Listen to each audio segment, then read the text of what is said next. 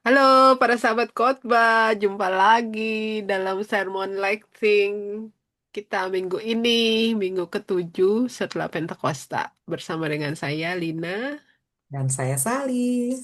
Iya, kita masih terus berlanjut nih dengan pembahasan bacaan yang dipakai dalam ibadah untuk minggu ketujuh setelah Pentakosta.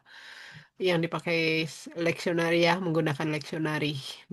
Bacaannya apa aja nih, Sal?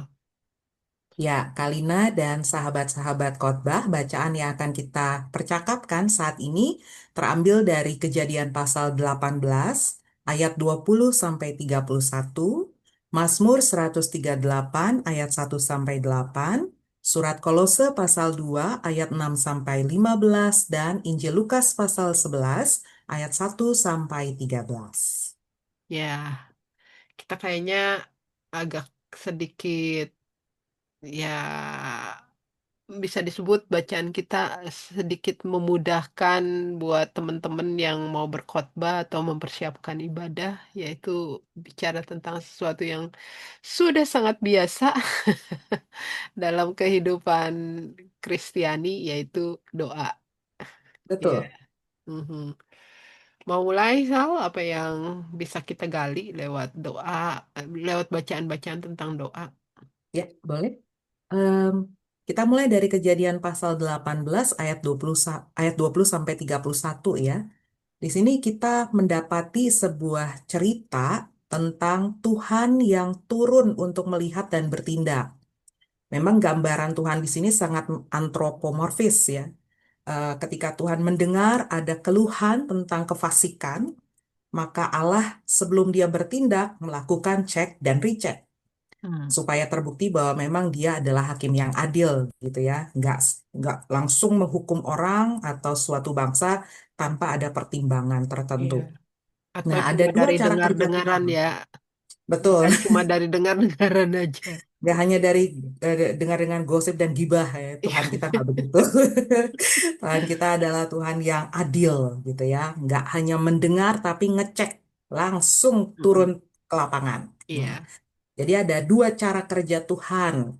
Yang pertama, Tuhan mengutus para malaikat yang sebelumnya memang diutus untuk mengunjungi Abraham dan Sarah untuk menyampaikan kabar baik bahwa tahun depan pada waktu yang sama mereka akan mendapatkan anak gitu ya. Mhm. Nah, dikatakan di situ dalam ayat 22, lalu berpalinglah orang-orang itu atau para malaikat itu dari tempat Abraham, lalu berjalan ke Sodom, gitu ya. Tetapi Abraham masih tetap berdiri di hadapan Tuhan.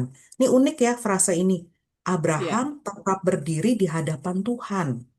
Apakah Mm. ini perlu kita pahami secara literal atau figuratif, gitu ya? Mhm. Mhm. Ini juga pertanyaan. Tapi yang pasti cara kerja Tuhan yang kedua adalah dia turun dan berbicara langsung dengan Iya. Abraham. Nah, Menarik memang ya narasi menarik yang ya. dipakai bahwa Tuhan turun gitu.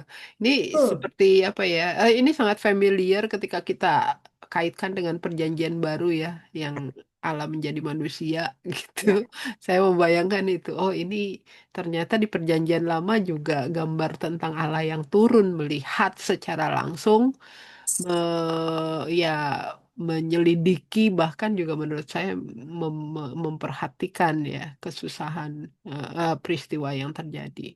Mhm. betul.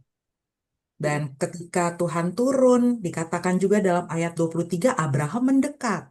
Mhm. Bahkan dia berdiri di hadapan Tuhan. Ini bahasa antropomorfis yang menekankan keakraban ya antara Tuhan dengan Mhm. Abraham yang Mhm. disebut dengan sahabat Allah gitu. Ya. Jadi kalau memang kita dekat dengan Tuhan, kita dalam bahasa iman seperti Abraham ya, kita bisa berdialog dengan Tuhan, kita bisa Mhm. dekat dengan Tuhan, tidak ada ketakutan dan kegentaran untuk datang kepada Dia gitu. Iya, betul. Karena itu Itu ya, kalau kita mau lanjutkan ya, maka itu Abraham dengan berani mengajukan apa ya, permintaan-permintaan begitu ya untuk betul. Sodom dan Gomora. Walaupun dia dengan bahasa, saya membayangkan dia bicara dengan sangat sopan. Aku ini Ya, hanya debu dan tanah gitu ya. betul. aku berharap bahwa seperti aku nggak kurang ngajar kepada Tuhan gitu ya, kepada Ya, meminta kepada Tuhan. Ya.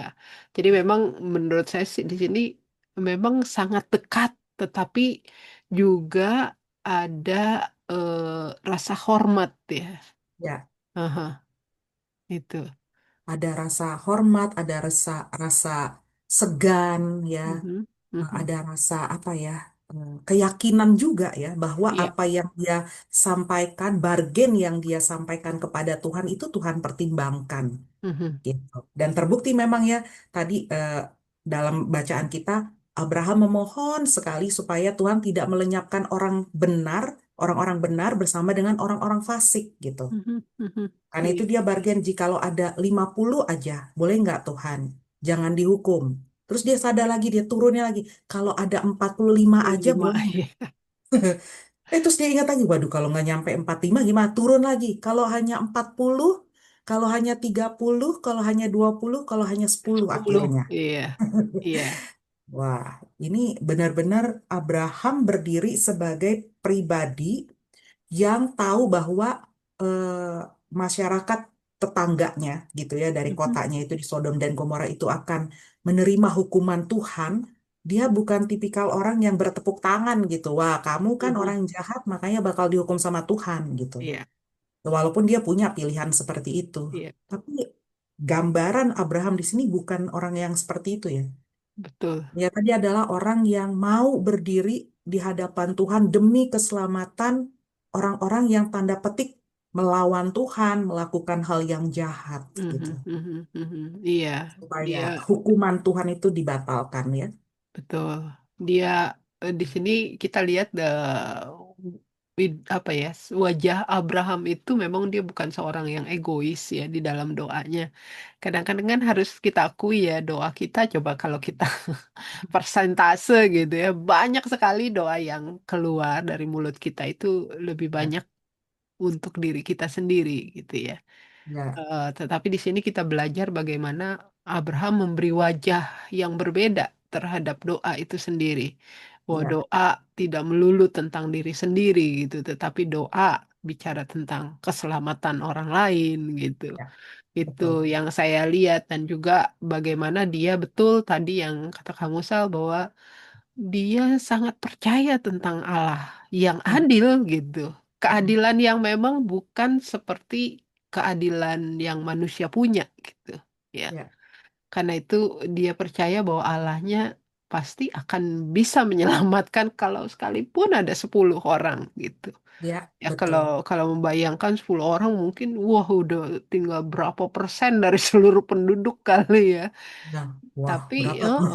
iya, dia punya keberanian untuk menaruh percaya bahwa Allah, gambar Allah yang dia kenal adalah Allah yang penuh dengan kasih karunia ya. Dan ini kalau kita mau lanjutkan pada teks-teks lain juga berbunyi ya tentang kasih karunia Allah tuh Betul.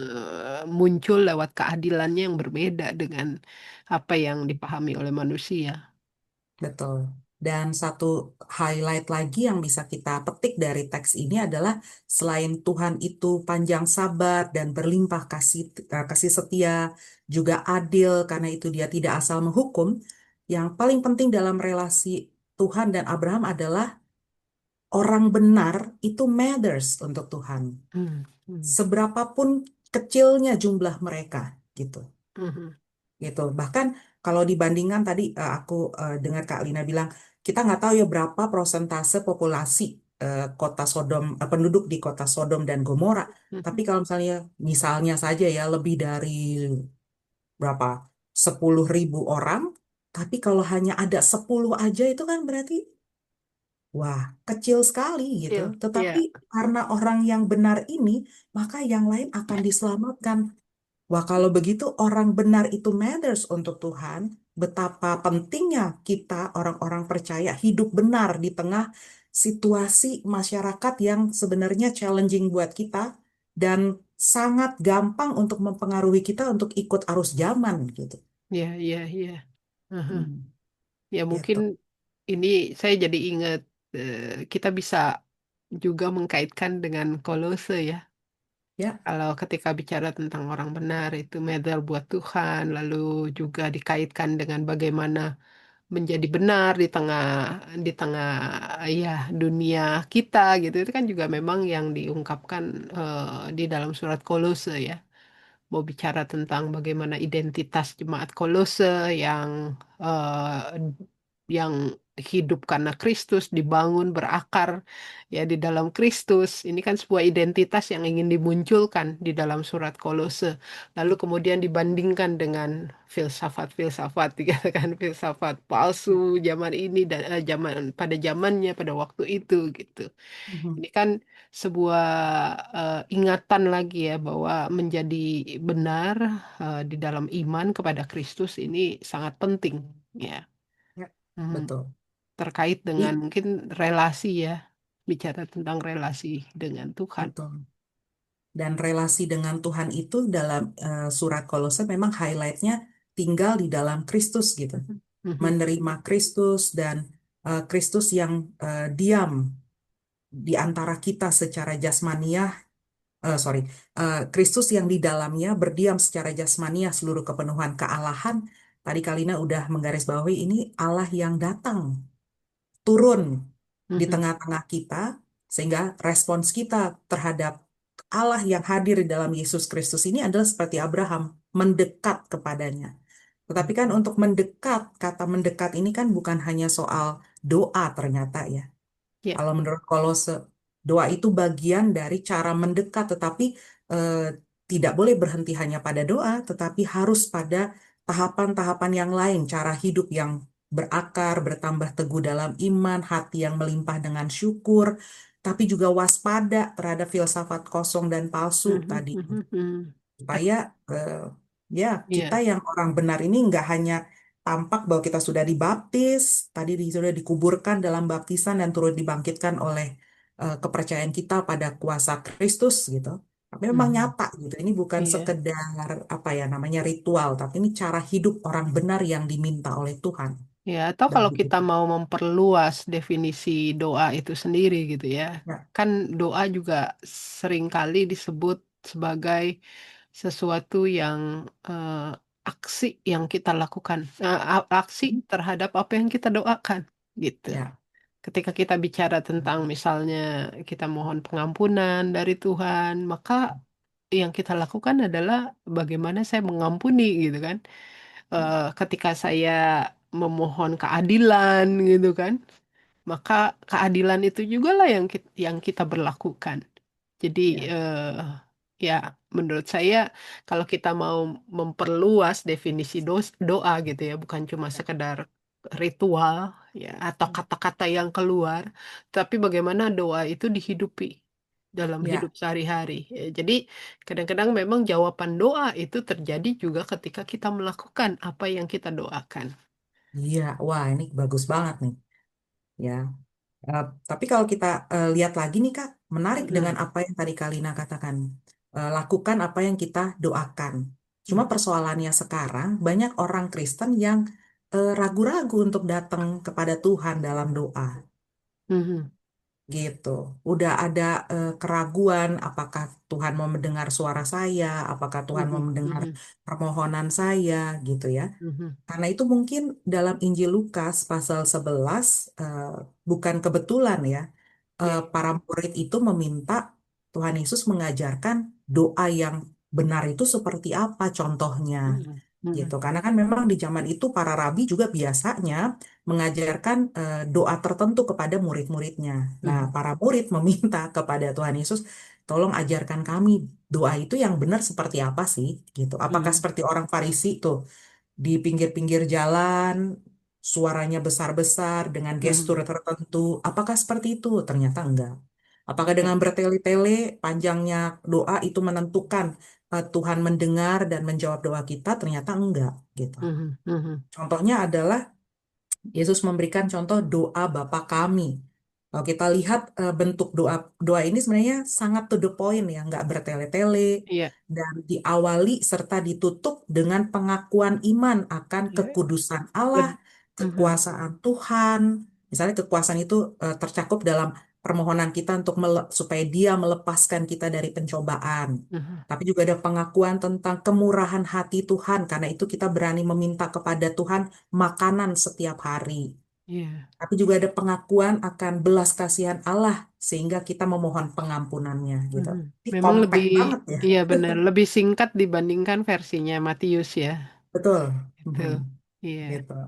Dan itu kemudian setelah Yesus mengajarkan doa Bapa kami dilanjutkan dengan perumpamaan ya Mhm. tentang jaminan Tuhan Iya. menjawab doa dan Dia akan memberikan yang terbaik kepada siapapun yang meminta kepadanya. Mhm. Mhm. Mhm. Terus apalagi Menarik. dilanjutkan dengan ilustrasi ya. Ilustrasi Betul. tentang seorang sahabat yang kedatangan tamu, maka Mhm. di tengah malam menariknya Tuhan Yesus mengajarkan pasti orang itu datang kepada sahabatnya dan terus ngegedor minta makanan dan kata-kata kata yang dipakai apa ya tidak tahu malu gitu kan ya, tidak tahu malu ini sangat sangat menarik gitu. Ya. Digunakan dalam bahasa Yunani itu anaideia anaideia. eh eh, di Alkitab terjemahan eh, yang terbaru tetap Mhm. dipakai rasa malu ya, saya agak lupa. Eh, Ya. ya, jadi eh, kata ini bukan cuma sekedar tentang kegigihan. Iya. Anaideia itu memang lebih tepat diterjemahkan dengan tanpa rasa malu gitu. Ini mau menunjukkan sebenarnya relasi dengan sahabat yang kita tahu sahabat terbaik kita, ya. Ya. Itu nggak ada batas lagi untuk Mhm. saya nggak akan mikir gini. Saya membayangkan saya nggak, enak nggak ya ngeganggu dia malam-malam, Mhm. dia bangun nggak ya, dia mau nolongin nggak ada keraguan itu. Ya, Ya, karena itu betul. kenapa si sahabat ini memberanikan diri gitu untuk tengah malam juga pasti dia percaya ya. Betul. Dia percaya sahabatnya pasti akan membukakan di tengah tidurnya ngantuknya walaupun mungkin ya marah-marah dikit gitu ya biasa kan sahabat ganggu aja tapi relasi itu relasi yang sangat akrab dekat dan gak ada lagi yaitu rasa sungkan gitu ya dan Ya. di sini sebenarnya Tuhan Yesus mengajarkan tentang begitu sebenarnya kehidupan doa eh, yang terlihat lewat relasi jadi Ya. menurut saya dalam Injil Lukas ini bukan tentang bagaimana berdoa, Mhm.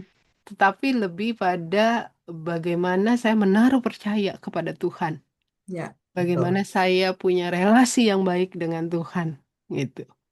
Dan ini kan rasanya ya kehidupan doa kita ya. Jadi saya ada satu ungkapan dari seorang penafsir yang menurut saya bagus banget sih soal soal apa namanya tentang doa dan juga relasi ya. Jadi ya itu tadi dia mengatakan bahwa ini bukan soal tentang eh, apa dan bagaimana berdoa, tetapi tentang bagaimana relasi saya dengan Tuhan. Karena ketika doa itu kita sampaikan, ya, maka eh, ada ruang buat kita bukan cuma berkomunikasi dengan Tuhan, tetapi memang meletakkan iman kita, pengenalan kita seutuhnya kepada Tuhan ya, Yes, atau tentang Tuhan itu sendiri. betul. Dan dasar dari kegigihan kita datang kepada Tuhan setiap waktu dalam doa, keyakinan kita bahwa Tuhan mendengar dan Tuhan mau memberi apa yang kita doakan, Mhm. itu berakar pada kasih setia Tuhan, Mhm. ada jaminan Tuhan sendiri gitu, bahwa Iya, eh, Dia adalah Allah yang baik. iya. Kalau kita manusia aja bisa memberikan roti, ya kan, kepada anak kita dan tidak memberi batu Mhm. pada mereka Mhm. yang Mhm. lapar. Tidak juga memberi ular, melainkan memberikan ikan kepada anak kita yang lapar. Masa iya Tuhan memberi yang buruk Iya, gitu kan iya, kepada heeh. kita? Itu Iya, keyakinan gitu. Maka betul. yang dimotivasi melalui apa perumpamaan ini adalah ada di dalam ayat 11 dan 11 sampai 13 ya. Mintalah maka kamu akan Mm-mm. diberikan. Mm-mm. Maka Iya. kepadamu akan diberikan. Carilah, maka kamu akan mendapat. Ketoklah, Mm. maka pintu akan dibukakan. Iya. Lalu ada lagi di bawahnya, karena setiap orang yang meminta menerima, setiap orang yang mencari mendapat, setiap orang yang mengetok baginya pintu dibukakan. Ini Iya. jaminan bahwa nggak ada sebenarnya doa yang Tidak nggak didengar didengar, oleh Tuhan. ya, Betul. dan juga tidak dijawab, gitu kan? Betul. Itu. Walaupun ini dia ya satu lagi yang menariknya yang Yesus ajarkan atau juga secara khusus dalam Injil Lukas ini tentang doa adalah kita tidak lagi bicara soal hasilnya, gitu Mhm. ya. Hasil doa kan selalu kalau kita berdoa tuh kepengennya gitu ya, hasilnya kelihatan langsung ini Ya. sesuai dengan apa yang kita inginkan gitu. Tetapi Mhm. sebenarnya teks Lukas ini mau mengajarkan akhirnya yang orang perhatikan di sini bukan lagi hasil, Mhm. tetapi bagaimana relasi dengan Tuhan terjalin dan percaya, ya, percaya penuh pada Tuhan yang akan memberi yang terbaik gitu, dan juga Betul. percaya penuh pada Tuhan yang selalu mendengar doa itu sendiri, ya.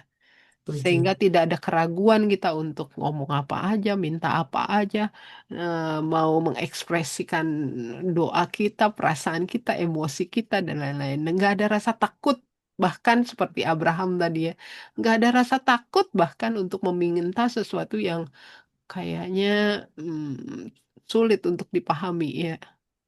Betul. Dan Hmm. yang menarik, Kak, ada kalau kita baca apa ya perumpamaan ini di frame sedemikian rupa sehingga ada kaitan antara perumpamaan tentang seorang sahabat yang meminta roti Mhm. dan perkataan Yesus di bawahnya itu, jika kamu yang jahat tahu memberi pemberian yang baik kepada anak-anaknya, apalagi Bapamu yang di sorga, Ia akan memberikan Roh Kudus kepada mereka yang Ah, meminta iya. kepadanya. Kok Mhm. di frame-nya antara roti sama Roh Kudus ini sungguh menarik gitu. Ya, ya, ya. Bahwa ternyata ketika kita berdoa kepada Tuhan, yang kita minta memang kita butuh hal-hal yang sifatnya jasmania, sesuatu yang Mhm. sifatnya fisik gitu ya, makanan, minuman dan lain sebagainya yang kita butuhkan untuk kehidupan sehari-hari. Tetapi ada yang lebih daripada itu yang sebenarnya kita butuhkan sebagai orang benar.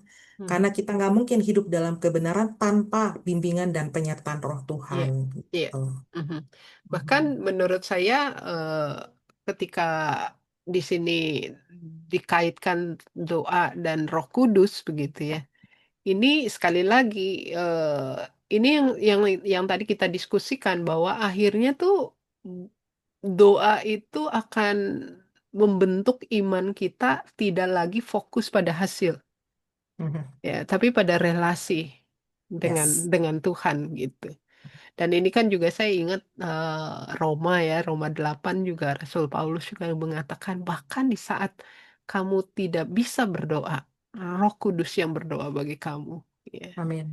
Jadi itu sih bahwa memang Roh Kudus yang akan terus membimbing kita di dalam doa-doa yang kita naikkan gitu. Bahkan juga saya membayangkan sih, kadang-kadang kan kita harus kita akui ya menantikan jawaban Tuhan.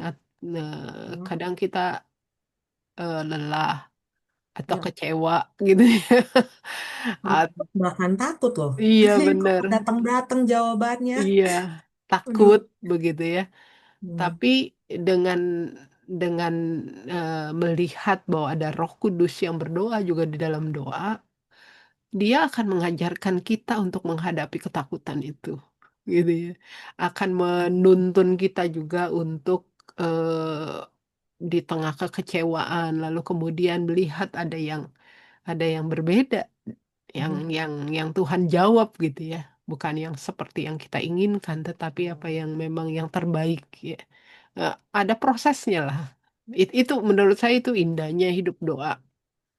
Betul. Mhm. Jadi kalau memang sebegitu indahnya kehidupan berdoa, karena ketika kita berdoa, relasi kita semakin erat dengan Tuhan, Mhm. kita juga semakin tahu apa yang bukan tahu, lebih peka ya dengan apa yang Tuhan mau dan inginkan serta jawaban-jawaban Tuhan dari doa-doa kita, maka betapa pentingnya itu kita serius ya dalam kehidupan berdoa gitu.